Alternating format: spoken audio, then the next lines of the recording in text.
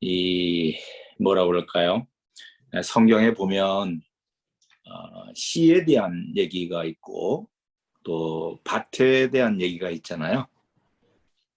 그래, 그동안에 늘 이렇게 씨에 대한 얘기를 좀 했었는데 오늘은 좀 밭에 대한 얘기를 좀 하고자 합니다.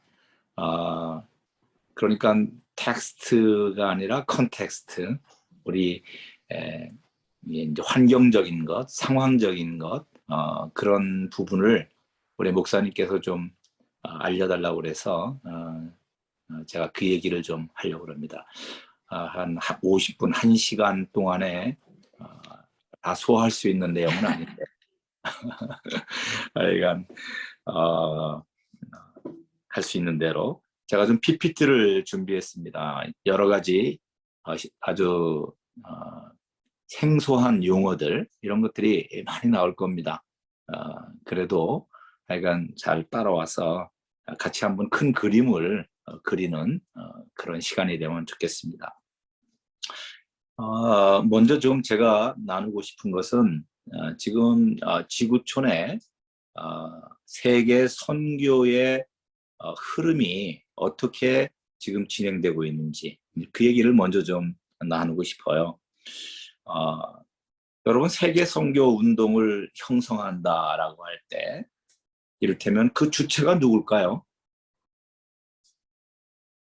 뭐 선교 단체 책임자들일까요? 실제로 세계 선교에 적극적으로 일하고 있는 많은 그 리더십들이 있죠. 그 스티어링 커미티들이 있습니다. 몇 달씩 한 번씩 모여서 여러 운동들이 있는데 그분들이 기도하면서 결정하는 것들이 있습니다. 그러나 사실은 이러한 새로운 세계 선교 운동에 이것을 일으키는 주체는 우리 하나님이시죠. 우리 하나님이세요. 제가 몽골에 갔다가 광야에서 길을 잃어버린 적이 있습니다. 물론 저 혼자 걷다가 잃어버린 게 아니라 몽골 사람이 운전하는데 몽골 아르한가이라고 하는 곳을 가다가 밤에 길을 잃어가지고요. 와, 정말 한겨울에 큰일 날 뻔했었습니다. 이 포장도로를 쭉 한 200km 가다가 나머지 한 300km가 비포장도로였어요. 그 비포장도로니까 포장도로를 차들이 쭉 따라가다가 갑자기 그냥 비포장도로가 나오니까요. 무슨 자동차 경주하는 것처럼 쫙 퍼져가지고 자기 마음대로 가더라고요. 자기 마음대로 가는 게 길이에요. 광야에서. 참 아주 인상적이었는데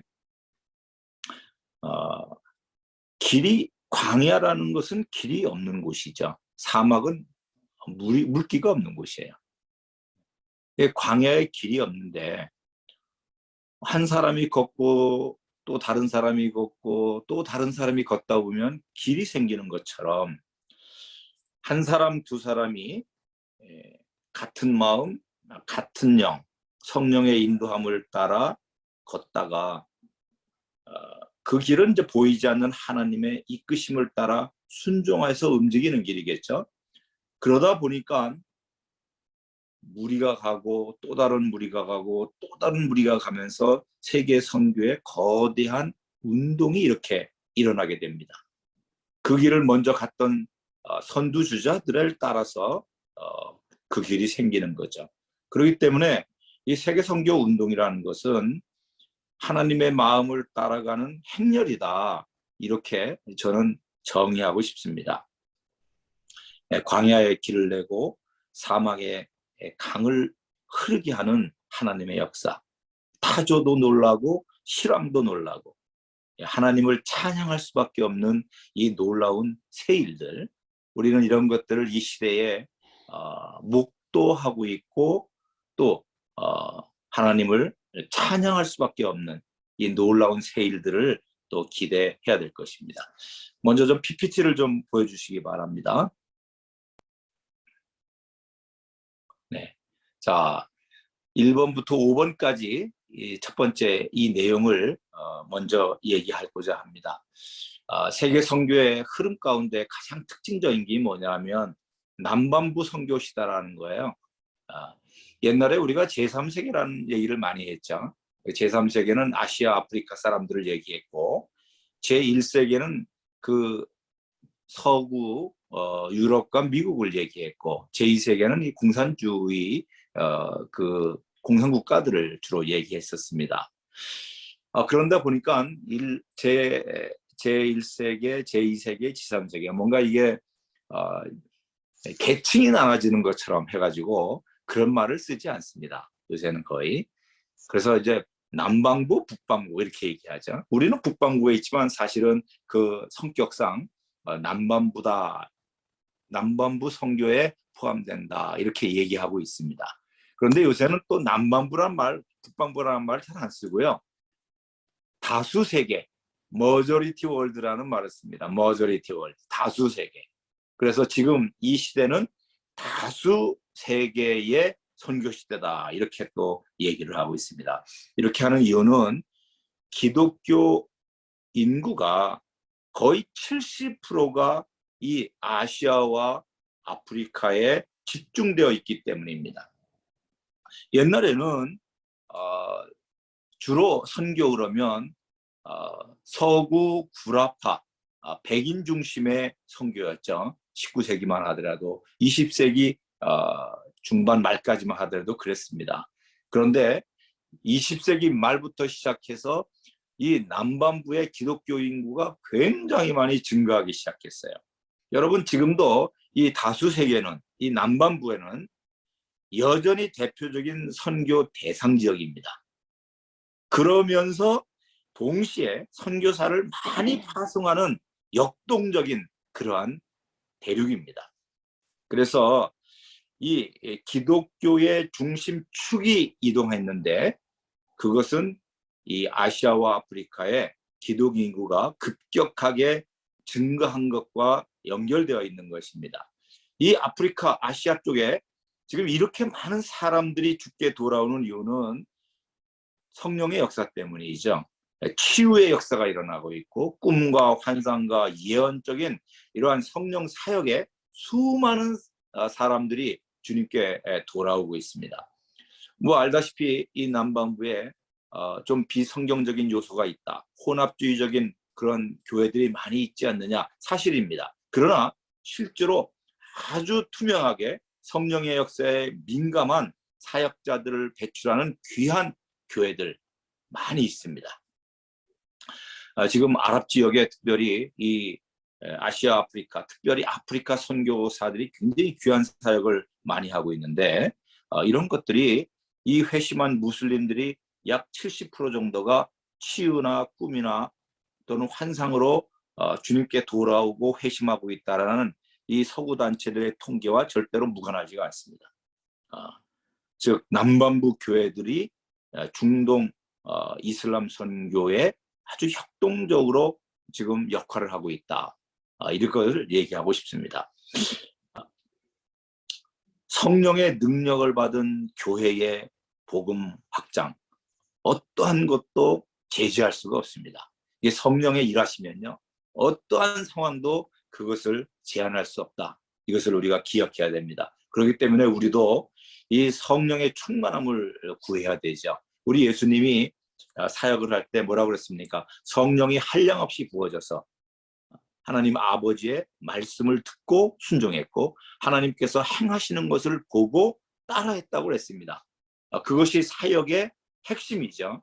그렇기 때문에 지금도 우리가 하나님의 말씀, 성경의 말씀을 하나님을 사랑함으로 순종해야 되고 또 하나님께서 우리에게 이끌어 주시는 성령의 인도하심에 순종하는 것이 너무 중요한 것이죠. 두 번째로는 디아스포라, 난민들 선교가 부상하고 있습니다. 여러분 디아스포라와 난민들은 지금 새로운 선교의 인력으로 지금 일어나고 있다는 얘기를 하고 싶은 겁니다. 여러분 이렇게 지금 전 세계의 인구의 8분의 1이 8명 중에 1명이 자기 고향을 떠나 살고 있습니다. 이유는 정치적인 탄압, 종족 간의 갈등, 종교적인 분쟁과 그걸로 박해를 받는 것, 또한 지진과 기근, 홍수, 뭐 이런 걸로 인한 자연 재난, 이런 것 때문에, 또 돈을 벌고자 생계의 고통을 덜기 위해서 고향을 떠나서 사는 디아스포라들이 굉장히 많습니다. 여러분 알다시피 고향을 떠나면 대부분이 천박한 신분, 낮은 신분, 즉 사회적 약자로 전락하게 됩니다. 일반적으로. 그러다 보니까 신앙을 더욱더, 하나님을 더욱더 의지하는 그런 기회가 생기고, 또한 집단 종교 시스템, 이를테면 이슬람 사회에 있다가 다른 사회로 갈 때에 이 집단 종교 시스템의 틀 속에서는 새로운 어떤 변화를 볼 수 없었는데, 디아스포라가 되고 난민이 되다 보니까 그 심령의 가난함 속에서 또한 기독교인들의 도움을 받으면서 주님께로 돌아오는 그런 사람들이 굉장히 많습니다. 자, 먼저 저희가 사역하고 있는 그 중동에 이 하녀들이 있습니다. 하우스메이드들이라고 그러죠. 정말 이 아시아, 아프리카에서 온 이 자매들이 정말 옛날로 우리로 얘기하면 이 정말 식모처럼, 하녀처럼 일하고 있습니다. 그들이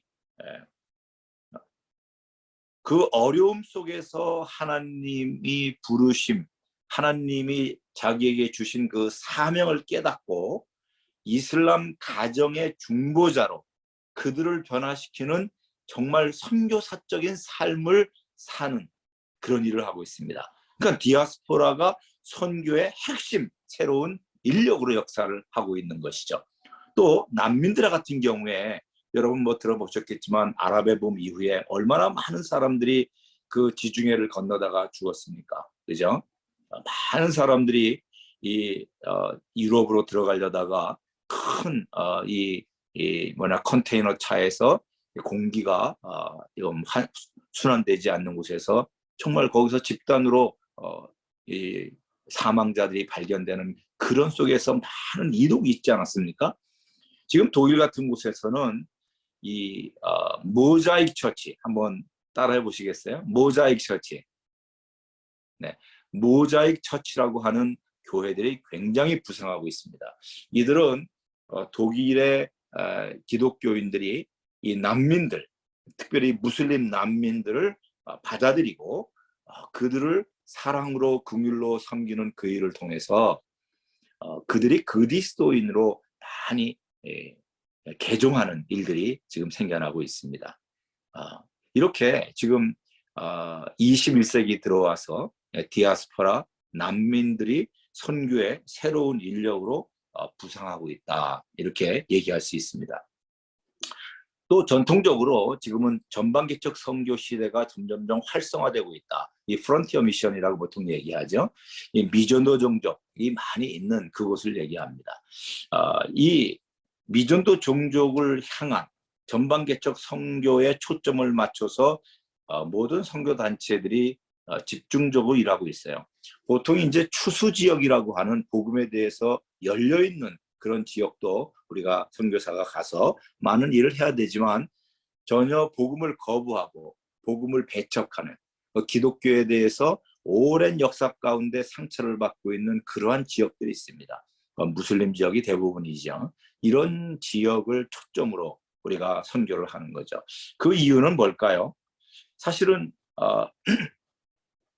천국 복음이 모든 민족에게 전파되기 위하여 증거되기 위하여 전파되니 그제야 끝이 오리라. 마태복음 24장 14절 말씀이죠.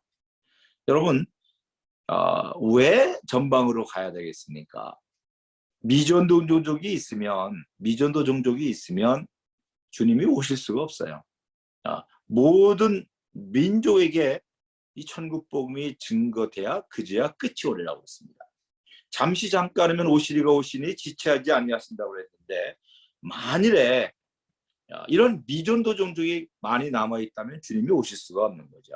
이방인의 충만한 수가 돌아와야 되고 마지막 미전도 종족인 이스라엘까지 돌아올 때에 주님이 오시는 모든 필요 조건, 충분 조건이 만족이 된단 말이죠. 그렇기 때문에 주님의 다시 오심을 사모하는 자들의 발걸음은 어디를 향하겠습니까? 미전도 종족이 존재하는 전방개척지를 향하게 될 수밖에 없는 것이죠.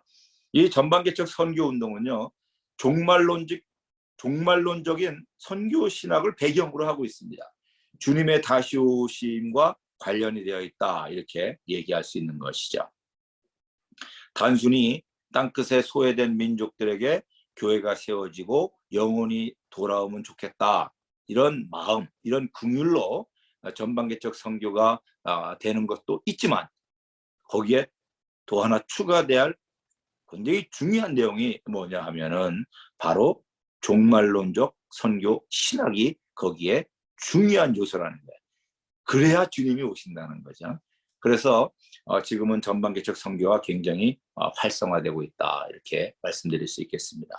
그리고 또 하나는 파트너십, 네트워크가 굉장히 활성화되고 있습니다. 지금은 정말로 지금은 이 예전의 어떤 시대보다도 굉장히 네트워킹이 강화되고 있고, 뭐 요새 SNS도 있고, 뭐 여러 가지 왓츠업도 있고 그러기 때문에 이 사람들 인터넷 국제적인 이러한 네트워크들이 굉장히 강화되고 있고, 특별히 이런 파트너십이 옛날에는 시너지가 나면 했거든요. 근데 최근의 분위기는 그게 아니라 서로 사랑하는 마음으로, 서로 내가 너희를 사랑한 것 같이 너희도 서로 사랑하라. 이 사랑하는 것이 하나의 굉장히 중요한 이슈로 서로의 부족함을 고백하고 허물을 덮는 사랑을 나누면서 하나님의 나라가 우리 안에서 온전히 일어나는 것을 보고자 하는 그런 목마름을 가진 사람들 사이에서 이 네트워킹이 굉장히 활성화되고 있다, 이렇게 얘기할 수 있겠습니다. 마지막으로는 기도운동이 굉장히 활성화되고 있는 거죠. 정말 이제 저희들이 관련하고 있는 것이 비전 59이라고 이슬람 선교하는 국제단체들과 저희들이 이렇게 연결을 맺고 일하고 있는데, 오래전부터 이 전략가들은 미전도 종족, 특별히 교회 개척팀이 존재하지도 않는 무슬림 미전도 종족을 향해서 선교를 하자, 초점을 두자, 이렇게 우선순위를 결의한 적이 있었습니다. 그래서 인구 10만 이상의 무슬림 미전도 종족들을 233개가 남아 있는데, 그들을 아마 우리가 모든 인력, 모든 재정, 모든 또 전략을 다해서 세계교회와 네트워크를 통해서 한다면 2020년 정도가 되면은 뭐 다 되지 않겠느냐, 이런 것이 이런 판단을 했었습니다. 그런데 열심히 더 큰 규모의 도구, 자원과 재정, 파트너십을 가동하고 오랜 동안의 그 전략적 노하우를 쏟아부었음에도 불구하고 53개밖에 연결이 안 된 거예요. 이런 결과가 보고되었습니다. 그러니까 예상보다 훨씬 못 미친 결과에 모두 당황했습니다. 선교 지도자들이 도달한 결론이 뭐였냐면, 결국은 이거 주님께서 해주셔야 가능한 신적인 영역이 있다. 그것을 위해서는 우리가 정말 기도해야 되겠구나. 그래서 우리의 힘으로 하는 그 부분, 최선을 다해야 하는 것은 필요하지만 정말 주님께서 일하시도록, 그 미시오 데이라는 단어가 있죠. 하나님의 선교. 이 선교는 하나님이 하셔야 되겠구나. 그래서 365일 기도하는 기도 프로젝트를 진행하고 있습니다. 세계 선교는 기도 없이는 불가능한 거죠. 그래서 하나님은 지구촌 구석구석에 하나님의 약속이 이루어지길 기도하는 사람들을 통해 세계 복음화가 완성되도록 이 기도 운동을 계속 지금 불을 붙이고 계시다, 이렇게 말씀드릴 수 있겠습니다. 자, 또 다음 PPT 보여주십시오. 네, 자, 이러한 우리가 5개 세계 선교 운동을 살펴봤는데요. 이 세계 선교 운동, 이 세계 선교 운동의 동향 속에 우리가 꼭 기억해야 될 것은 그 속에 감추어져 있는, 숨겨져 있는 우리 하나님 아버지의 마음을 느껴야 된다는 거죠. 그 마음을 알고 순종해야 되는 거죠. 그러니까 세계 선교 흐름이 이런 거구나, 이런 거기 때문에 우리도 그렇게 해야지. 미전도정적으로 사람들이 많이 선교하니까 우리도 미전도정적으로 가야지. 기도한다니까 우리도 기도해야지. 또 남반부 교회가 지금 역동적으로 일어난다니까 우리도 남반부와 네트워크를 하고 파트너십을 가져야지. 이렇게 생각하는 것이 아니라는 거죠. 왜 그런 운동이 일어나도록 하나님께서 허락하셨는지 그 하나님의 뜻을 우리가 알아야 되겠다라는 거죠. 여러분 한번 생각해 보십시오. 우리가 주님의 마음을 알아야 그 운동에, 세계 선교 운동에 정말 그 의미를 알고 참여할 수 있지 않겠습니까? 흉내내는 것하고 정말 하나님의 마음을 알고 그것을 따라가는 것은 굉장히 비슷해 보이지만 다르죠. 흉내내는 것과 본받는 것은 다릅니다. 흉내내는 것은 결과에 초점을 맞추고 자기의 유익을 위하여 이러는 거예요. 그러나 본받는 것은 주님을 사랑하기 때문에 과정 하나님의 마음, 하나님의 뜻을 소중히 여기고 주님께 순종해가는 그런 거죠. 우리가 지난번에도 한번 말씀드렸지만 창세기 11장에 보면 니므롯이 바벨탑을 쌓지 않습니까? 그리고 창세기 12장에서 아브라함에게 하나님이 또한 굉장히 큰 비전을 주시지 않습니까? 근데 두 가지를 비교하면 그 비전이 똑같습니다. 니므롯도 아브라함도 큰 민족을 이루려고 하고 또 복의 근원이 되려고 하고 자기 이름을 내려고 하고 똑같아요. 그러나 니므롯은 스스로 그 꿈을 만든 거죠. 그러나 아브라함은 하나님이 주신 목표입니다. 큰 민족을 이루자, 내 이름을 창대케 하리라, 복의 근원. 스스로 하느냐 하나님이 하느냐, 이건 굉장히 큰 차이죠. 우리들은 하나님의 뜻에 순종해서 하나님이 하시는 일에 대한 증인으로서의 삶을 살아야 되는 거죠. 하나님이 하시는 것을 우리가 목도하는 겁니다. 증인이라는 것은 martyr, 즉 이게 순교자라는 내용이 거기에 담겨 있죠. 순교하다라는 뜻이 그 증인에게는 담겨 있습니다. 증인은 목격자인데 목격하는 그 일이 순교적 삶이에요. 왜냐하면 그 환경에 우겨쌈과 눌림, 박해와 환난, 궁핍, 여러 가지 어려움이 있다 하더라도 그곳을 떠나서는 안 되는 거예요. 목격하기 위해서는.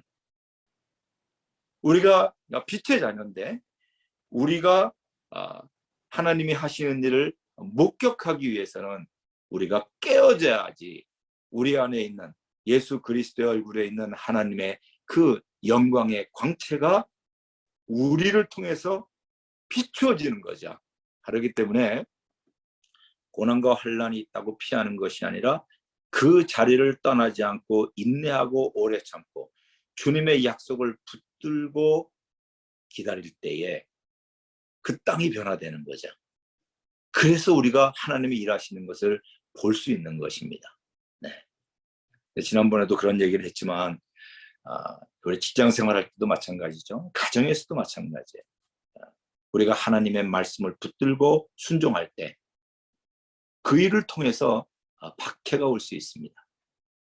사람들에게 하찮게 여겨지고 또 배제당하는 그런 일이 있을 수 있습니다. 그러나 그것을 계속해서 하나님의 말씀을 붙들고 순종할 때 하나님은 자신의 영광을 드러낼 기회를 갖게 되는 것이죠. 네. 그러니까 세계 선교 흐름 속에서 우리는 바로 하나님의 뜻을 알고 순종해야 된다는 거죠. 이렇게 하니까 우리도 그거 하자가 아니라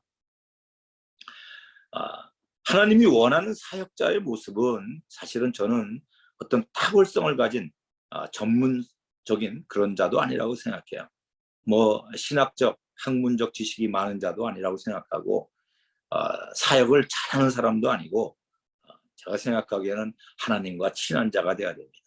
성령의 인도에 민감한 자가 되어야 됩니다. 자신의 무능, 자신의 죄인됨, 연약함을 알기에 주님만을 의지하는 사람, 주님의 재림을 고대함으로 주님의 능력으로 자기를 부인하고 자기 십자가를 지고 산상수훈적 삶을 사는 자, 울며 씨를 뿌리는 자. 울며 씨를 뿌린다는 것은 무슨 뜻입니까, 여러분? 운다라는 건 뭐죠? 운다라는 것은 부르짖고 기도하는 거야, 눈물로. 씨를 뿌린다는 것은 말씀을 가르치고 선포하는 거야. 즉 기도와 말씀의 두 무기를 가지고 바로 하나님께서 있으라는 자리에 머물러 있는 추수하는 일꾼을 얘기하는 겁니다. 반드시 하나님은 그런 자에게 기쁨으로 단을 거두게 하신다는 거죠. 이런 본질적인 가치에 우리가 뿌리가 내려져 있는 사역자가 된다면, 그런 자들을 우리가 위해서 기도한다면 회복은 자연스러운 거죠. 주님께 이끌려 세계 선교 운동에 자연스럽게 참여하고 또 그 일에 우리가 동역하게 될 것입니다. 자, 그래서 세계 선교 운동 안에 발견되는 하나님 아버지의 뜻 5개를 써놨는데요. 자, 한번 이거 같이 읽어보도록 하겠습니다. 자, 시작. 성령의 역사를 멸시하지 말라. 고아와 과부와 나그네를 향한 하나님의 긍휼은 크다. 이들이 추수할 일꾼이다. 여러분 보십시오. 고아와 과부와 나그네, 이것은 구약으로부터 절기 때 하나님이 늘 고아와 과부와 나그네 그리고 레이지파들을 기억하라고 했습니다. 이 사람들은 누구죠? 사회적인 약자예요. 가난한 자들이에요. 예. 여러분, 우리 성경에 추수할 일꾼으로 일어났던 사람들이 누굽니까? 다 누굽니까? 수가성의 여인이에요. 정말 어려운 자매님이시죠. 또 그 시몬 바리새인 집에 옥합을 깨뜨리고 울며 예수님의 발을 씻겼던 그가 누굽니까? 그죠? 바리새인들은 그를 멀리하려고 했지만 주님은 바로 그를 축복하시고 그가 바로 추수할 일꾼이 되는 겁니다. 병들었다가 나은 사람들이 날 때부터 소경된 자, 사람들에게 멸시받던 자예요. 그가 내가 예수를 만났다고 얘기하지 않습니까? 나를 고친 자가 예수라고. 추수할 일꾼들입니다. 디아스포라, 난민들이 추수할 일꾼이 되는 겁니다. 자, 또 전방개척 선교 안에서 주님의 다시 오심을 사모하는 자, 하나님은 이런 사람을 찾죠. 그 사람은 전방개척 선교지에 있는 미전도 종족들, 나라와 민족과 방언과 족속들, 주님을 모르는 그들. 여러분, 우리 에베소서에 보면 사도 바울이 기도하죠. 모든 족속에게 이름을 주신 그분 누구죠? 우리 하나님이세요. 우리 주님이 모든 족속에게 이름을 주셨어요. 그렇기 때문에 지금 주님을 모르는 자들, 자신의 민족에게 이름을 부여하신 분이 우리 하나님이라는 것을 우리가 알려줘야 되죠. 그리고 그 민족 가운데 주님이 오시도록 우리가 기도해야 되겠습니다. 주님을 사랑하는 자들이 함께 모일 때 주님이 오시고 하나님 나라와 의를 구하는 기도를 같은 영 같은 마음으로 우리가 부르짖을 때 세계 선교 운동은 절로 일어난다. 굉장히 중요한 본질적인 내용이 이 세계 선교 흐름 안에 감춰져 있다는 것을 우리가 알아야 되겠습니다. 자, 다음 PPT 보여주십시오. 자, 이제 좀 이슬람에 좀 초점을 맞추려고 합니다. 전 세계에 이슬람의 큰 어떤 전략적인 구조라고 할까요? 그것을 보면 이슬람 운동의 그 신학적인 토대를 제공하고 있는 가장 강력한 나라가 어디냐면 이집트입니다. 이집트에는 오래전부터 이슬람 신학에 아주 깊은 뿌리를 두고 있는 이슬람 신학자들이 있습니다. 자, 그런데 이러한 전 지구적인 이슬람 운동을 일으키는 전략적인 요충지가 어디냐면은 영국 런던입니다. 이상하죠? 영국 런던. 네. 거기에는 히즈 알 타흐리르라고 하는 글로벌 무브먼트를 하는 그런 단체가 있고, 또 무하지롬이라고 하는 단체가 있습니다.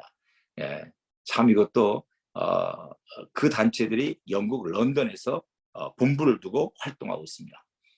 또 이런 운동에 재정을 공급하고, 또 이 근본적인 어떤 운동의 역동성을 부여하고 있는 나라가 사우디아라비아예요.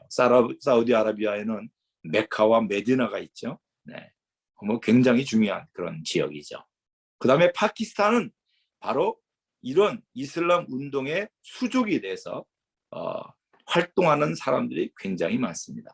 꾸란대로 순종하고자 하는 무슬림들이 굉장히 많은 이슬람 공동체 어디다? 파키스탄이다. 그렇기 때문에 이 이집트, 영국, 사우디아라비아, 파키스탄, 이러한 거대한 전략적 구조 속에서 이슬람 운동이 굉장히 역동적으로 일어나고 있다. 이렇게 보시면 되겠습니다. 자, 다음 PPT를 보여주십시오. 자, 이슬람의 어떤 분포도를 좀 보여주려고 하는데요. 이 뭐 나라 이름이 굉장히 많죠. 자, 크게 보면은 아랍 이슬람, 그 다음에 투르크 이슬람, 그 다음에 페르시아 이슬람, 그리고 서남아, 동남아, 기타 이렇게 되어 있습니다. 자, 아랍 이슬람은 세 가지로 나눠져 있습니다. 하나는 아라비아 반도 안에 있어요.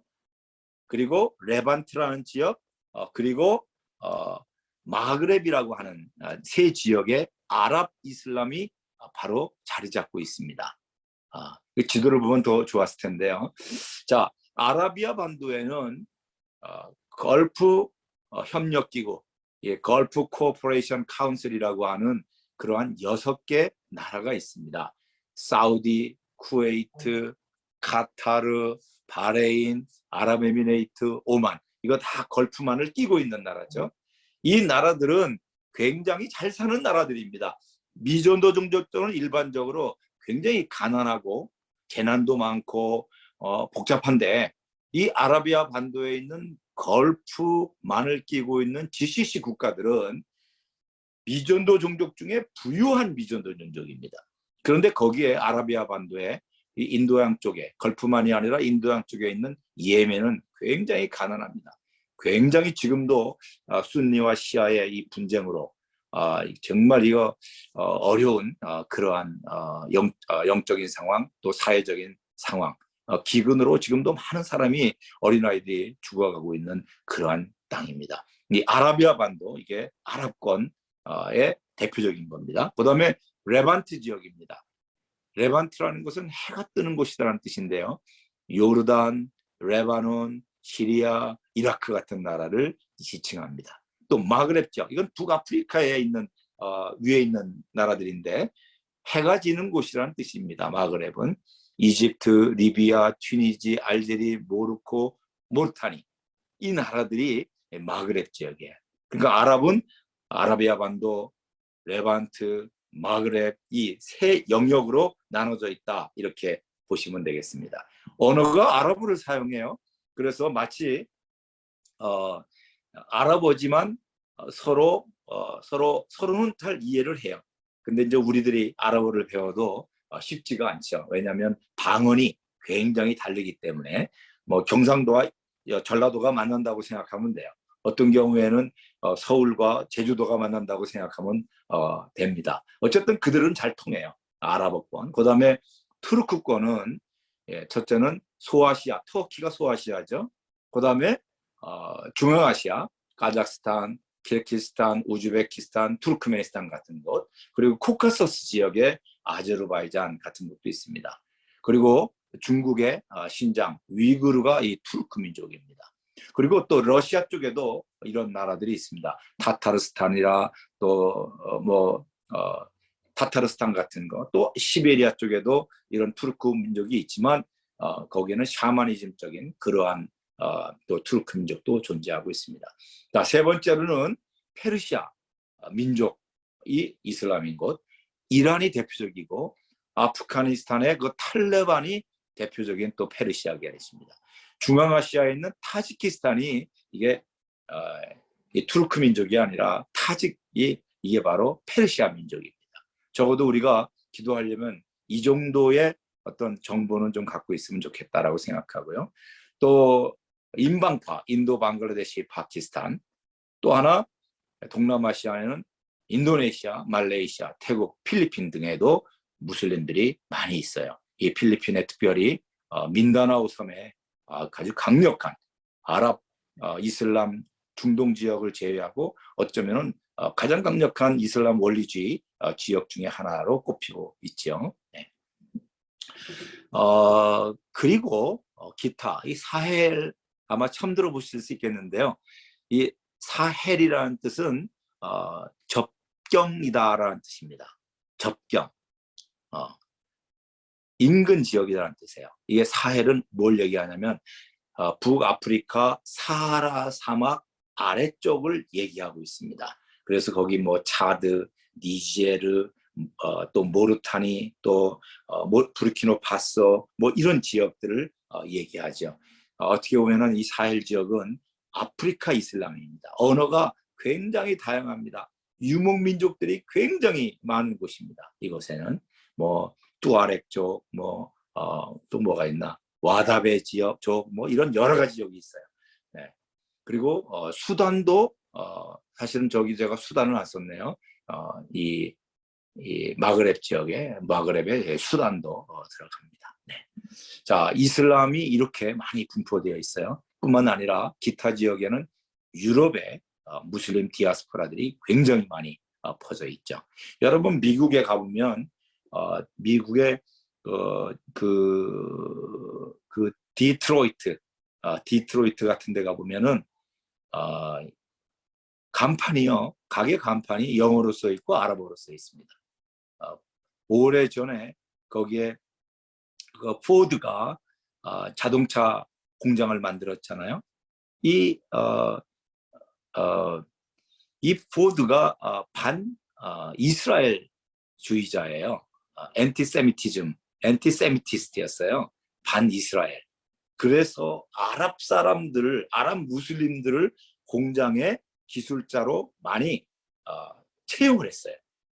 그랬더니 이제 한 사람이 들어오면 줄줄이 친척이 다 들어오죠. 그래서 디트로이트 지역에 보면은 무슬림 비율이 굉장히 높고 시장도 무슬림이에요. 이렇게 어떤 그 마치 그 차이나타운 또 이스라엘 민족이 함께 모여 사는 것처럼 우리 코리아타운 하는 것처럼 거기에는 이슬람 움마가 그렇게 형성되어 있습니다.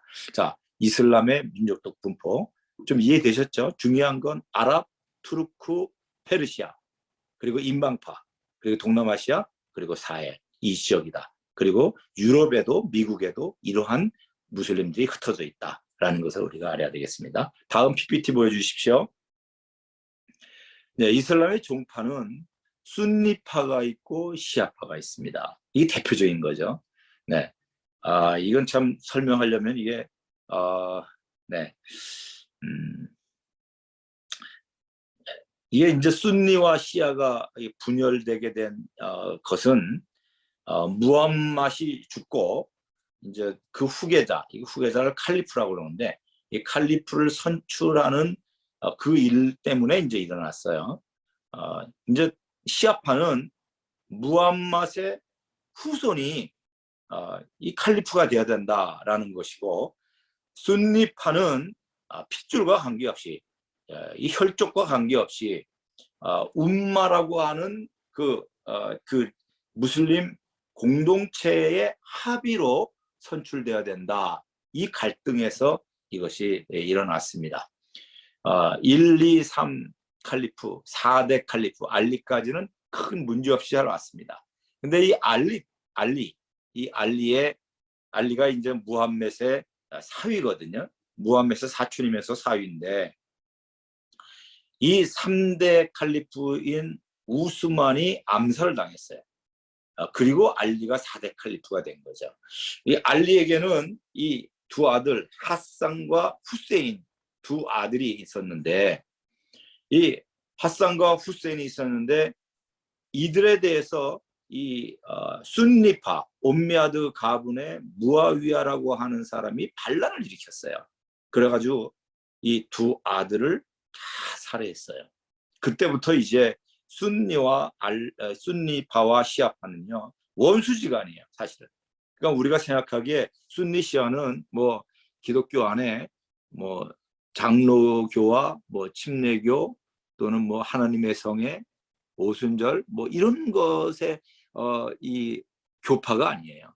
이건 완전히 그냥 같이 살지만 하나의 이슈가 일어나면 이건 뭐 적대적인 관계가 돼버려요. 그렇기 때문에 지금 저기 저 시아 협회제가 뭘 써놨죠? 대표적인 시아 국가예요. 모든 나라 안에는 시아가 있고 순니가 있습니다. 그러나 어느 것이 다수냐에 따라서 변화가 되죠. 자, 이란은 시아가 굉장히 많습니다. 시아의 대표적인 나라가 이란입니다. 근데 이라크도 시아가 굉장히 많습니다. 이라크도. 시리아에는 시아가 적습니다. 근데 시아의 분파의 하나인 알라위가 바로 이 지금 대통령이 된 거죠. 그렇기 때문에 시리아는 시아파가 적음에도 지배하는 위치에 있어요. 전에 이라크가 사담 후세인에 있을 때는 어떻게 됐죠? 사담 후세인은 순니파거든요. 그 30%밖에 안 되는 순니파가 거의 60%가 되는 시아파를 지배했었어요. 그런데 이라크 전쟁 다음에 이제 지금 시아파가 정권을 잡고 있는 거죠. 레바논은 굉장히 복잡한 정치 구조를 갖고 있는데 그 중에 이제 이 이슬람 그 뭐라고 그러나요? 그 무력 단체죠. 헤즈볼라가 시아파입니다. 그래서 레바논 자체가 시아에 속합니다. 그리고 아라비아 반다의 카타르가 이게 시아에 관련돼 있습니다.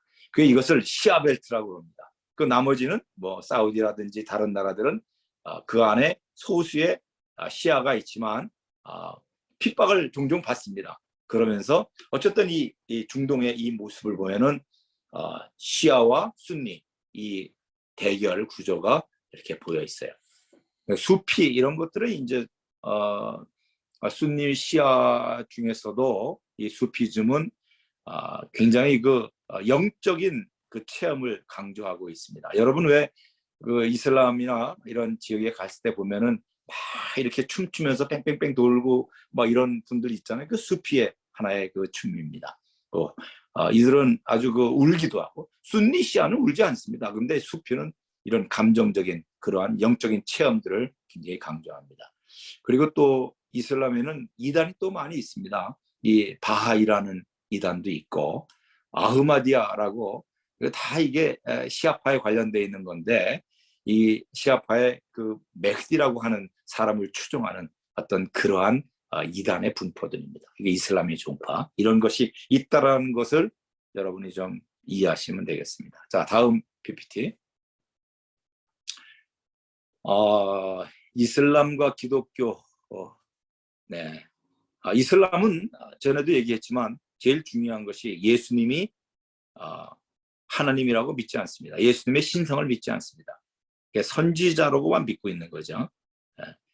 그리고 예수님이 십자가에서 죽고 부활하는 것을 믿지 않습니다. 그렇기 때문에 이들은 유대교와 똑같습니다. 유대교. 바리새인들, 유대인이 지금 믿고 있는 그 구약에 속해 있는 것과 똑같아요. 율법을 다 지켜야 되는 거죠. 그러니까 어떻게 되죠? 자기 의가 생기는 거죠. 자기 의가 있으니까 권리를 주장하죠. 우리는 말씀으로 내가 얼마나 죄인인지를 깨닫는 존재죠. 율법은 뭐죠?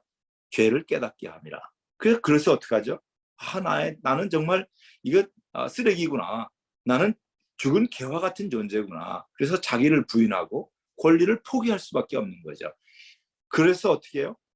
주님을 붙들고 주님이 우리의 소망이라는 것을 붙들고 있는 거죠. 그렇기 때문에 이슬람들은 자기의가 많기 때문에 판단하고 정죄하는 게 굉장히 강합니다. 그리고 잘못했다는 얘기를 잘 안 합니다. 정말 난 들어본 적이 거의 없어요, 이런 애들한테. 그거 들어보려면 굉장히 힘듭니다. 네. 자, 이것이 굉장히 중요한 차이예요. 네. 그래서 저는 전도할 때 너 예수 믿어라 이런 얘기 안 합니다. 우리 기독교는 이렇다라는 걸 얘기해요. 차이점을 딱 얘기하고 예수님에 대해서 예수님이 십자가에서 죽고 부활했다는 걸 얘기하고 나는 아무리 봐도 나는 죄인이야. 나는 내 힘으로는 구원받을 수 없어. 그렇기 때문에 나는 내 죄를 속량하신 예수 그리스도 십자가에서 죽고 부활하신 그분을 나는 믿음으로 나는 구원을 받을 수밖에 없어. 나는 그래서 그분을 믿는 거야. 저는 이걸 얘기합니다. 이것만 딱 얘기해요. 너 네 능력으로 이 꿀한 대로 살 수 없다고 느낄 때 그때 예수를 찾으라. 이제 이 메시지를 주는 거죠. 성령께서 역사하시면 주님을 믿는 거죠. 그 다음에 이들이 이슬람을 전파하고 우리가 복음을 전파하는 내용이 좀 비슷합니다. 다르알 이슬람은 평화의 집이에요. 이 평화의 집이라는 것은 무슨 뜻이냐면 이슬람 안에 이슬람 사원이 있고 문화센터가 있고 할랄 음식을 먹고 남녀와 구별돼서 교육을 받고 히잡을 들어쓰고 차도를 하고 또 정치적으로도 이슬람 그 샤리아 법이 다스리는 그런 것을 평화의 집이라고 그래요. 그게 평화라고 생각하는 거예요. 전쟁의 집은 뭐죠? 우리 같은 나라. 샤리아가 없고 이슬람 법으로 지배하지 않고 할랄 음식도 안 먹고 이슬람 사원도 없고 이러한 나라는 뭐다? 이러한 나라는 전쟁의 집이라는 거야. 전쟁을 통해서 지하드를 통해서 평화의 집으로 변화시켜야 된다. 그렇기 때문에 이 사람들은 변화시키는 그것이 지하드예요. 지하드. 그 지하드를 통해서 자기 힘, 자기의 능력, 무력, 검을 통해서 변화시키려고 하는 거죠. 여러분 우리나라 안에 우리 기독교도 두 가지의 기독교 확장을 했죠. 하나는 기독교 왕국적 사역을 통해서, 하나는 하나님 나라의 선포를 통해서. 기독교 왕국적 사역이라는 게 뭐죠, 여러분? 기독교 왕국? 이거 십자군 전쟁이죠. 무력으로 기독교를 개종시키는 거예요. 무력으로. 이것은 마치 이슬람을 힘으로 칼로 정복하는 거하고 똑같은 겁니다. 이것이 칼로 정복하는 거, 무력으로 정복하는 거하고 똑같아요. 그래서 어느 나라 가면은 이런 얘기를 해요. 우리는 글른즈 무슬림만이다. 글른즈 무슬림이다. 그게 뭐냐? 무력으로 정복당해서 무슬림이 된 족속이다. 이렇게 얘기해요. 기독교 왕국도 그런 겁니다. 기독교 왕국. 하나님의 나라는 뭐죠? 자기를 부인하고 십자가를 지고 산상수훈적 삶을 사는 그 모습에 성령의 역사가 나타나서 하나님의 나라를 사모해서 나오는 거야. 어둠 가운데 있는 자들이 빛을 보고 나오는 걸 얘기하는 겁니다. 십자가를 지는 삶, 그것의 아름다움, 그 무조건적인 사랑의 삶, 그것에 감동이 돼서 예수를 믿게 되는 걸 얘기하는 거죠. 그건 자발적으로 나오는 걸 얘기하는 거죠. 기독교 왕국은 힘으로 개종하는 거예요. 그러니까 기독교 왕국은 이슬람 사역과 굉장히 유사한 겁니다. 여러분 우리가 선교를 할 때 많은 곳에 선교사들이 땀과 수고와 기도 속에서 교회를 세웠습니다. 또 한국 내에도 많은 교회가 있지 않습니까? 그런데 우리 안에 하나님의 나라가 잘 보이지 않아요. 이것이 가장 큰 문제죠. 교회 안에 하나님의 나라가 보여야지 그것이 온전한 교회인데 하나님의 나라가 보이잖아요. 많은 성도들이 있고 십자가가 걸려 있고 매주 예배가 있고 새벽 기도도 있고 봉사도 있고 구제도 있고 열심을 하는데 뭐가 안 보인다? 하나님의 나라가 안 보여요. 하나님이 그 공동체의 머리 되심, 또 그 서로 사랑하고 용서하고 죄를 토설하고 정결하고 거룩한 삶, 자기를 부인하고 십자가를 지고 주님을 따르는 삶, 이것이 잘 안 보여요. 정의와 공의, 사랑과 긍휼의 그 가치들이 뿌리를 내린 교회들이 잘 보이잖아요. 이유는 우리가 성령으로 일하지 않고 사랑과 긍휼로 하나님의 뜻을 쫓아 순종하지 않기 때문에 그런 거죠. 기독교 왕국적인 그런 사역의 모습이 우리에게는 굉장히 많습니다. 그래서 교회가 판단하고 정죄하고, 자기 눈에 들보를 보지 못하고 다른 사람을 판단하고 정죄하고, 쟤는 왜 저래, 쟤가 없으면 좋을 것 같은데, 저 사람만 없으면 우리가 평안할 텐데, 이런 것. 또 서로 분쟁이 나가지고 서로 교회가 깨지고 하는 이유들이 무엇입니까? 이게 자기 부인이 없기 때문이죠. 자기 죄를 못 보기 때문에, 자기 눈에 들보를 보지 못하기 때문인 거죠. 이것은 뭐죠? 이슬람 사회의 모습과 똑같은 거예요. 자기 의를 주장하고 권리를 주장하는 거예요. 내가 했다라고 얘기하는 거죠. 거기에는 하나님의 나라가 없습니다. 네. 오래전 이스라엘 백성들이 예루살렘 성전에서 제사를 드렸지만 하나님이 말씀하셨잖아요. 야, 그 짐승들 갖고 오지 마라. 난 너무 힘들다. 성전에 뜰만 받는 자들아. 바로 이겁니다. 마음으로 하나님께 나오지 않고 종교적인 형식을 갖추고 예배드리고 있는 우리, 이것이 이슬람의 모습과 똑같은 겁니다. 그래서 지금 교회 안에는 기독교인의 옷을 입고 활동하고 있는 무슬림들이 너무 많아요. 무슬림의 세계관을, 이것을 우리가 깨달아야 됩니다. 자, 다음 PPT를 보여주십시오. 지금 이슬람 지역에서 일어나고 있는 여러 가지 변화가 있는데요. 그 지역에 따라서 굉장히 다양합니다. 어느 지역은 지금도 한 사람 한 사람 만나서 씨를 뿌리는 그런 곳이 있고, 또 어떤 데는 씨를 뿌렸는데 뿌리가 내리고 싹이 나고 열매를 맺고 있는 것이 있고, 또 열매 맺은 그 사람들이 또 다른 씨를 뿌리고 있는 그런 곳도 있습니다. 그러니까 이것을 보면은 정말 굉장히 다양합니다. 굉장히 다양합니다. 실제로 이제 인도네시아 이런 데는 완전히 열매가 맺혀 있죠. 다른 씨를 뿌리고 있는 것도 있습니다.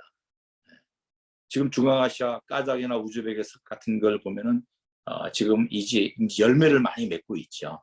현지 지도자들이 교회를 이끌어가고 있는 그러한 상황들이 많이 있죠. 제가 이번에 만났던 이라크 형제들 같은 경우에는 굉장히 이제 과정, 트랜지션한 그런 과정을 걷고 있습니다. 씨 뿌리는 과정 속에서 무슬림 지도자가 이제 자라나기 시작하는, 과연 앞으로 이제 어떻게 전개될지 참 우리는 관심거리입니다. 아마도 주의 역사가 나타나야 될 것인데, 어쨌든 국제적으로 무슬림이 살고 있는 여러 지역 중에서 일어나는 일은 굉장히 다양하게 일어나고 있다. 씨를 뿌리는 것도 있고, 씨를 뿌리는 것이 열매를 맺는 것도 있고, 또 그 열매가 맺어져서 그 열매가 또 다른 씨를 뿌리고 있는 지역들도 있다. 그 모든 것이 하나님께서 보이시는 큰일이다, 이렇게 저는 생각합니다. 네. 자, 우리 다음 또 보여주시겠습니까? 10분 안에 끝내야 될 것 같은데요. 자, 21세기 들어와서 지구촌에 충격을 준 세 가지 사건이 있습니다. 하나는 9/11 테러죠. 9.11 사태. 그 다음에 아랍의 봄. 그 다음에 이슬람 국가 IS 사건입니다. 시리아와 이라크에서. 이 9.11 아랍의 봄 IS 출현이 이 중동에서 굉장히 중동을 흔든 사건들입니다. 여러분, 이런 일들이 일어났을 때 우리 이제 선교사로서는, 야, 이 지역에서는 이제 이슬람을 위해서 선교하는 것이 참 어려워지겠다라고 생각했습니다. 실제로 현장에서 선교사들의 활동은 현저하게 제한됐죠. 그리고 현장을 떠나기도 했습니다. 또 많은 박해도 있었습니다. 또 그 안에 있는 크고 작은 교회들 어려움을 많이 당했습니다. 근데 결론적으로 보면 이러한 사건들, 이러한 큰 사건이 중동 무슬림에게 준 메시지가 너무 놀랍습니다. 이들은 근본주의 이슬람에 대하여 이 일반적인 무슬림들이 혐오감을 느꼈어요. 혐오감을, 피로감을 느꼈어요. 이런들이 이스라엘이 하는 짓들에 대해서. 그렇기 때문에 오히려 근본주의 이슬람을 추구하는, 옛날에는 그것이 틀리지 않다라고 생각했던 일반적인 무슬림들의 의식 속에 저렇게 폭력적인 일들은 별로 좋지 않다, 이런 개념이 들어감으로 인하여 근본적인 이슬람의 몰락이 서서히 균열이 생기기 시작했다는 거예요.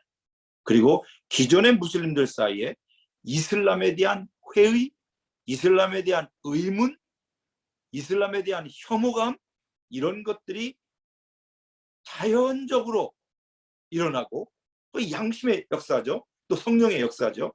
그래서 이슬람을 떠나지 않지만 무슬론에 가까이 다가가는 다른 진리, 다른 종교를 은근히 찾아보려고 하는 움직임들이 이게 폭발적으로 일어나고 있습니다. 이런 일들이 실제로 이집트나 이라크나 다른 여러 지역에서, 정말 중동에서 일어나고 있습니다. 다음 슬라이드, 다음 PPT 보여주십시오. 네, 이슬람 사회에서 지금 부는 것이 성령의 바람이 지금 아주 놀랍게 불고 있습니다. 여러분 시편 126편을 한번 보십시오. 3절에 보면 이런 말씀이 있습니다. 여호와께서 우리를 위하여 큰 일을 행하셨으니 우리는 기쁘도다. 네. 이게 시온의 포로를 돌려보내실 때 우리가 꿈꾸는 것 같다고 하지 않았습니까? 네. 웃음이 가득하고 찬양이 찼다고 하지 않았습니까? 여호와께서 그들을 위하여 큰 일을 행하셨다. 또 열방 가운데 열방이 그것을 놀래요. 열방이 놀래요. 바벨론의 포로가 돌아오는 것을 보고 열방이 너무나 충격을 받고 있다라는 거죠. 바로 이 일, 바벨론 포로가 돌아오는 그 일을 위해서 울며 씨를 뿌리고 나갔던 자들은 기쁨으로 그 곡식단을 가지고 돌아왔다라는 것을 얘기하고 있습니다. 저는 이렇게 얘기할 수 있습니다. 지금 이슬람권에서 일어나고 있는 일들은 이 시편 126편의 일과 다름이 없다. 포로를 돌려보낸다. 이건 불가능한 일이 아니었습니까? 근데 주님이 이사야 선지자를 통해서 또 예레미야 선지자를 통해서 70년 만에 돌아올 것이라고 얘기했었습니다. 이 불가능한 일이, 제가 30년 전에 이슬람권에서 30년 전부터 일할 때는요, 한 명 한 명 만나서 복음을 전해야 됐어요. 그래도 많은 사람이 거절했었고, 또 믿는 사람도 믿다가 다시 돌아가고, 그러니까 정말 이거 예수 믿는 사람이 희귀했거든요. 근데 지금은요, 정말 성령께서 역사하셔서 너무나 많은 일들이 일어나고 있는 거예요. 무슬림들 가운데 하나님께서 행하신 큰 일이 일어나고 있습니다. 정말 저는요, 제가 이런 이슬람의 이러한 어떤 추수가 제가 목격하게 될지는 몰랐어요. 정말 이게 현실인지 꿈인지 생각할 만큼 큰 일이 일어나고 있어요. 그런데 이 일이 다 완전한 것도 아닙니다. 제가 생각하기에 앞으로 되어질 일들은 이보다 훨씬 더 크고 더 놀라운 일이 될 것이기 때문에 여전히 우리가 눈물을 흘리며 씨를 뿌리는 이 일이 지속돼야 될 것임을 우리가 기억해야 됩니다. 더 큰 일이 일어날 것이기 때문에 지속적으로 우리가 머리가 물이 되어서 주님께 울며 부르짖는 저들을 빛 가운데로 초청해달라고 우리가 기도해야 될 것입니다. 네, 10절을 한번 10번째 PPT를 보여주십시오. 자, 이슬람에서 개종한 기독교인들, 무슬림 백그라운드 빌리버들을 그럼 어떻게 섬길 것인가? 결론입니다. 목자가 필요합니다. 목자가. 네. 여러분, 우리는 이슬람에서 개종한 사람들 어떻게 우리가 도와줘야 되고 어떻게 교제해야 되나. 제가 선교사지만 알 것 같지만 알긴 알죠. 근데 잘 모릅니다. 왜냐하면 그들의 상황은 너무나 다양하기 때문에 그렇습니다. 그들의 문제, 어떤 상황을 대처할 만큼 과연 우리 교회들이 준비되어 있나? 저는 준비되어 있지 않다고 생각합니다. 그들이 경험한 주님, 주는 그리스도시요 살아계신 하나님의 아들이시다라는 이 고백을 하기 위해서 그들이 당한 그 수많은 어려움들, 그 험한 삶, 그것은 우리가 실제로 우리가 경험해 보지 않았기 때문에 위험하다, 또 굉장한 위협을 받고 있다, 이것이 무엇인지 우리는 잘 모릅니다. 그렇기 때문에 그들이 그렇게 얘기할 때 우리는 그것을 잘 모르기 때문에 그들을 인정하고 따라갈 수밖에 없거든요.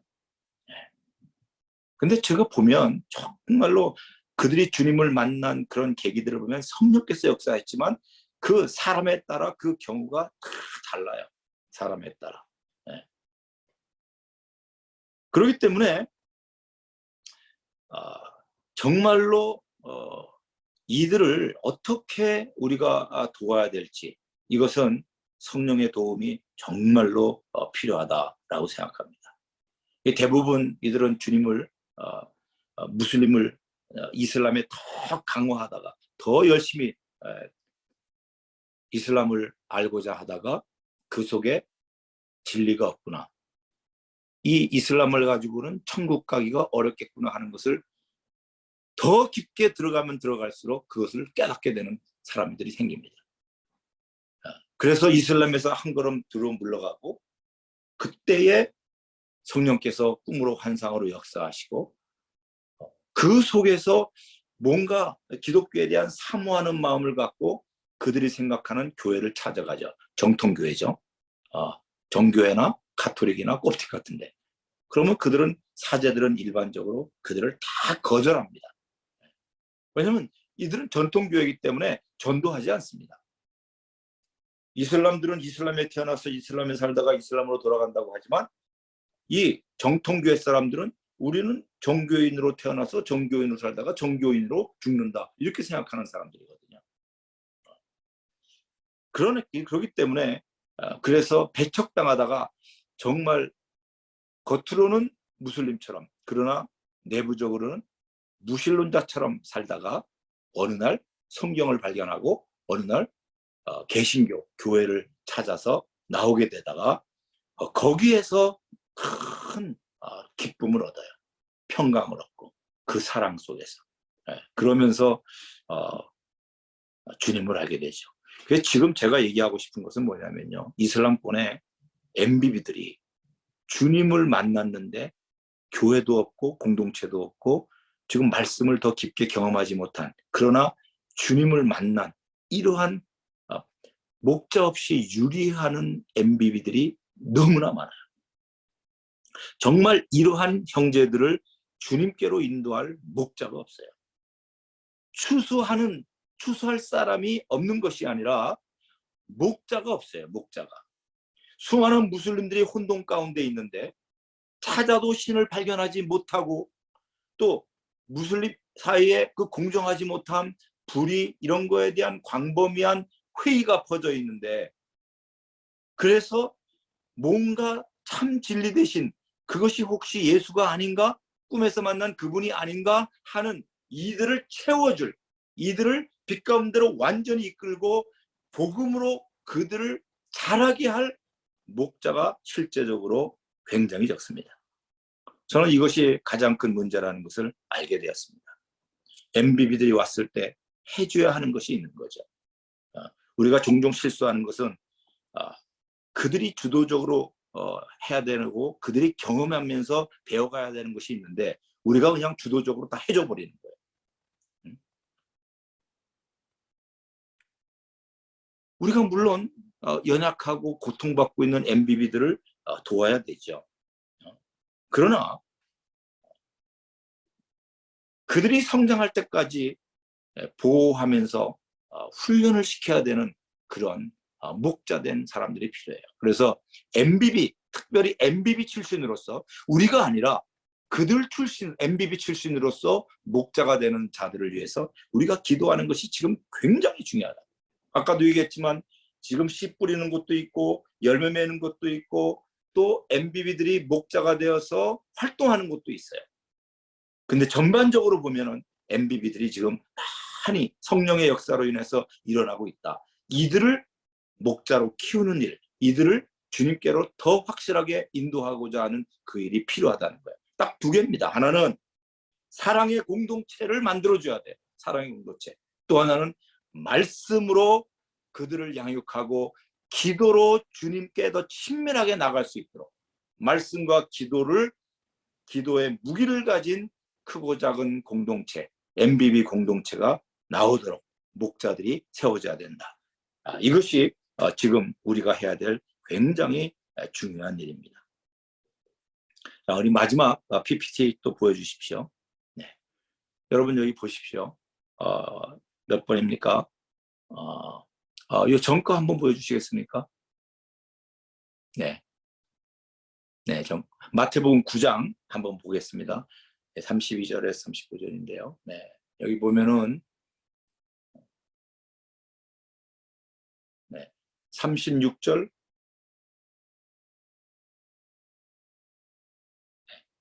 예, 이 말씀 보면 이렇죠. 예수님께서 하신 일이 세 가지입니다. 그죠? 가르치시고 천국 복음을 전파하시고 병과 모든 약한 것을 고치셨어요. 이때 주님이 이렇게 하셨던 마음이 있죠. 그게 뭐죠? 그들을 보고 불쌍히 여기셨다는 겁니다. 불쌍히 여기셨다. 여기 이 마음, 심령이 긍휼히 여기셨다, 불쌍히 여기셨다. 이 마음은 무슨 얘기냐면은 마음을 거기에 두었다. 마음이라는 것이 이게 내장을 가리키는 단어거든요. 내장을. 그들이 목자 없는 양과 같이 고생하고 기진하는 것. 여러분, 고생하고 기진하다는 게 뭡니까? 인생의 방향을 상실하고 살 소망이 없는 상태다라고 얘기하는 겁니다. 여러분, 기진하다가 뭐냐면은 돌멩이 있죠. 돌멩이를 내팽개치는 것처럼 절박한 상황이다. 그러니까 그들의 심령이 뭐가 뭔지 모르겠다, 에라 모르겠다, 될 대로 되면 될 대로 되라 하는 이런 절망, 낙심의 상황을 기진이라고 표현하는 겁니다. 도움을 어디에서도 받을 수 없는 무리를 보면서 우리 주님이 뭐라고 그러시냐면 제자들에게 추수할 것은 많은데 목자들이 적다라고 얘기하셨습니다. 예수님의 눈에 보여지는 수많은 사람들이 있었습니다. 병든 자들, 갈 길 모르는 고생하는 자들. 여러분, 근데 그들이 겉으로 보면 모든 사람들은 다 문제없이 괜찮게 사는 것처럼 보입니다. 여러분, 우리 거리를 걷다 보면은 다 문제가 없는 것 같아요. 사실 우리는 우리 자신의 안에 있는 어떤 곤고함, 지쳐있음, 고생에 대해서 얘기하지 않습니다. 그렇기 때문에 이런 고통, 사람들의 마음을 헤아리는 그들 안에 있는 고통과 아픔과 눌림과 그 상처들을 헤아리지 못하면 복음을 전할 때 내가 아는 성경적 지식을 전합니다. 그러면 그것을 듣는 복음의 대상들이 그들의 귀에 별로 그것이 특별하게 들려지지 않습니다. 마음에 와닿지 않는다는 거죠.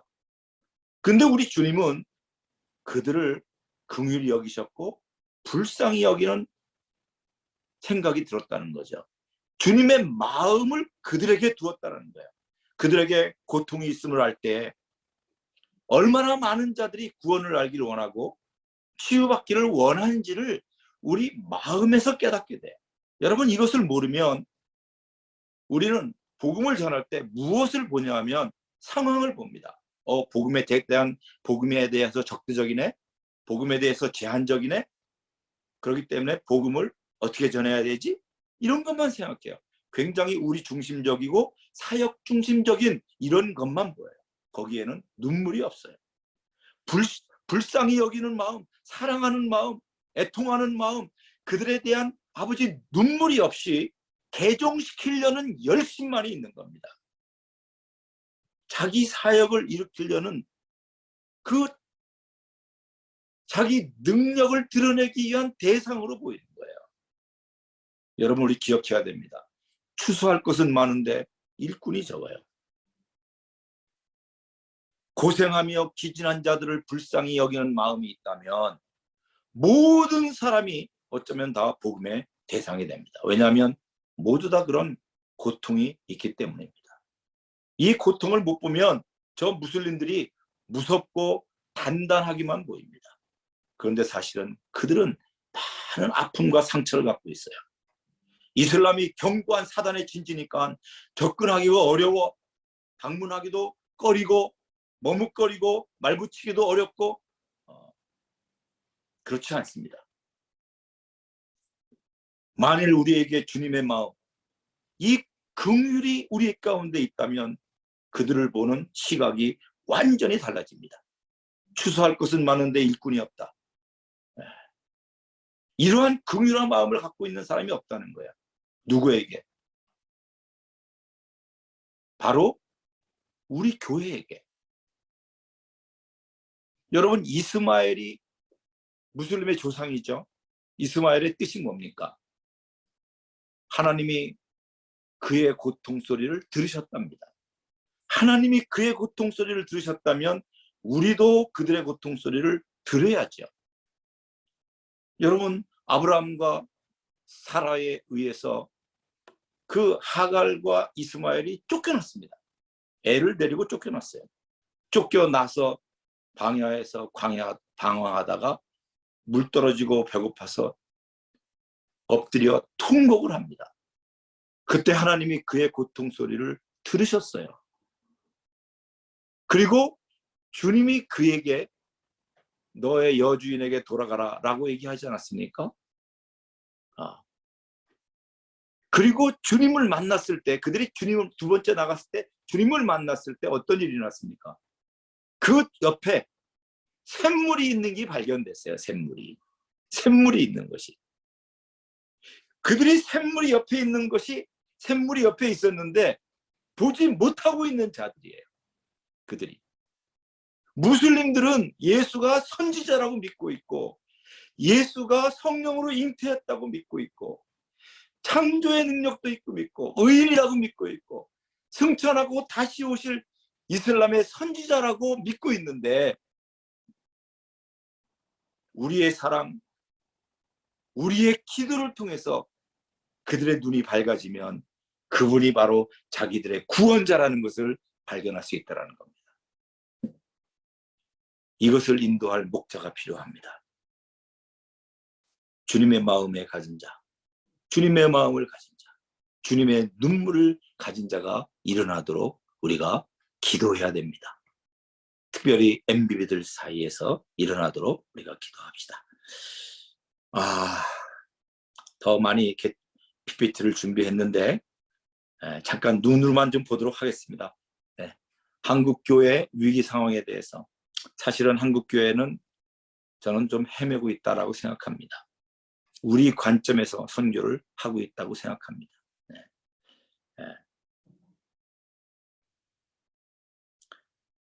어떻게 보면은 하나님 마음을 이해하지 못하고 크리스찬덤, 기독교 왕국적인 사역을 하고 있다. 그렇기 때문에 많은 수고를 했지만 절반의 성공이다. 이렇게 저는 좀 평가를 하고 있습니다. 대책 마지막 보도록 하겠습니다. 다음 PPT. 우리가 본질로 돌아가야 되겠다. 주님을 구해야 되겠다.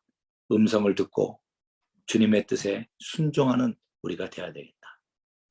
그리고 정말 우리 교회가 선교 지향적인 교회라기보다는 선교적 교회로의 전환이 있어야 되겠다. 이게 선교적 교회 그러면 미셔널 처치 그러면 사람들이 어떻게 생각하냐면 선교를 열심히 하라고 얘기하는 교회가 미셔널 처치구나 이렇게 생각하는데 그것이 아닙니다. 선교적 교회는 복음의 가치가 역동적으로 일어나는 교회예요. 그럼 어떻게 되겠어요? 가만히 놔둬도요, 자연적으로 복음을 증거하지 않으면 견딜 수 없는 교회예요. 선교하지 않으면 몸살이 나는 교회가 되는 거예요. 네. 그래서 어떤 분이 재미나게 하나 쓴 게 있어요. 미셔널을 미션 플러스 얼을 미션 더하기 얼이 뭐죠? 가치죠. 그죠? 네.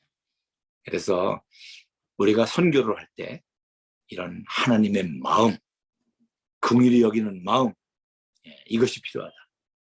Passion for God, 하나님을 향한 갈망, 열정, 열방을 향한 눈물, 긍휼, 이것이 있어야 되겠다. 이건 거죠. 교회는 두 가지 교회가 있어요. 크로노스를 채우는 교회가 있고 카이로스를 기다리는 교회가 있습니다. 크로노스를 채우는 교회는 자기 힘으로 하는 거죠. 자기가 할 수 있는 걸 하는 거예요. 근데 카이로스를 기다리는 교회는 주님의 때, 주님의 명령, 주님의 능을 기다리며 하나님이 하라고 할 때 순종해 가는 것을 얘기하죠. 저는 우리가 카이로스의 교회가 돼야 되겠다라고 생각합니다. 자, 우리 고린도 후서 4장 5절 같이 한번 읽도록 하겠습니다.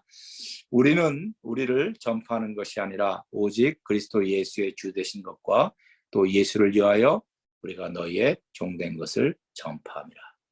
이것이 우리가 해야 될 일이고, 우리가 울며 씨를 뿌리는 되겠습니다. 자, 또 다 끝났죠? 네. 자, 지금 제가 준비한 게 너무 많아서 뒷부분을 좀 간략하게 제가 스킵하면서 넘어갔는데, 또 다음에 또 기회가 있겠죠. 네. 다음에 우리 한국 교회의 상황과 어떤 위기 상황들, 이 부분에 대해서 좀 나눌 기회가 있으면 좋겠습니다. 어떻게 하면 우리가 이것을 회복하고 돌아갈 수 있을까, 이런 부분들 갖고도 좀 한번 나누고 싶습니다. 사랑하는 아버지, 우리들은 게을렀고 우리들은 무정했고 우리들은 이기적이었는데, 우리 아버지께서는 눈물로 기도하셨고 우리 주님께서는 민망함과 불쌍히 여기는 마음으로 잃어버린 양떼들을 찾아 나섰습니다. 하나님, 그 성령의 놀라운 역사로 많은 사람들이 주께 돌아왔습니다. 하나님, 저들을 계속해서 주님께로 인도하고 주님을 깊게 경험할 수 있는 그런 자들로 하나님 변화시키기 위하여 우리가 어떻게 해야 될지 하나님 더 깨닫게 해주십시오. 하나님, 우리에게 긍휼히 여기는 마음, 불쌍히 여기는 목자의 마음을 허락해 주셔서 참으로 저들을 생각하며 울며 씨를 뿌리는 그러한 자리에 나갈 수 있도록 도와주시옵소서. 주님의 마음, 그 긍휼의 마음이 우리 가운데 있을 수 있도록 하나님, 우리를 불쌍히 여겨 주시옵소서. 사랑하는 아버지, 감사합니다. 목자 없이 유리하는 저 수많은 사람들, 눈물을 흘릴 수밖에 없는 그 환경 속에서 우리가 주님의 약속을 붙들고 기도합니다. 반드시 기쁨으로 곡식단을 거두고 돌아올 수 있다는 이 약속, 이 일에 우리가 증인이 되고 목격자가 될 수 있도록 인도하여 주시옵소서. 우리가 지금까지 주님이 행하신 놀라운 일을 보았고 앞으로도 주님께서 행하실 큰일, 그 새 일을 기대합니다. 주님, 역사하여 주십시오. 주님이 저들의 아버지시오, 또 저들을 위해서 십자가에서 피 흘려 주셨사오니 참된 목자로서 저들을 한 영혼도 잃지 아니하시고 다 아버지께로 이끄시는 주님의 역사를 우리가 볼 수 있도록 인도해 주십시오. 하나님, 선교 현장에 있는 사역자들, 선교사들, 또 현지인 지도자들, 저들에게 참으로 주님의 마음을 부어주셔서 방황하고 있는 MBB들을 빛 가운데로 더욱더 초청하여서 저들을 통해서 주님의 역사를 볼 수 있도록 눈물로 씨를 뿌리는 자들이 될 수 있도록 인도해 주십시오. 성령을 기름 부어 주시옵소서. 우리 MBB들에게 계속되는 하나님의 임재를 허락하여 주시고 성령의 충만함으로 두려움이 없이 하나님 주님을 붙들고 빛 가운데 예수 그리스도의 생명을 증거하는 그 자리를 떠나지 아니하고 고난과 핍박 속에서도 주님의 이름을 찬미하고 주님의 그 영광을 노래하는 자들이 될 수 있도록 인도해 주십시오. 아멘. 하나님, 모든 열방의 왕 되신 주님을 찬양합니다. 주님이 왕이십니다. 아멘. 만주의 주여 영광이신 주님의 이름을 찬양합니다. 아멘. 예수님 이름으로 기도합니다. 아멘. 아멘.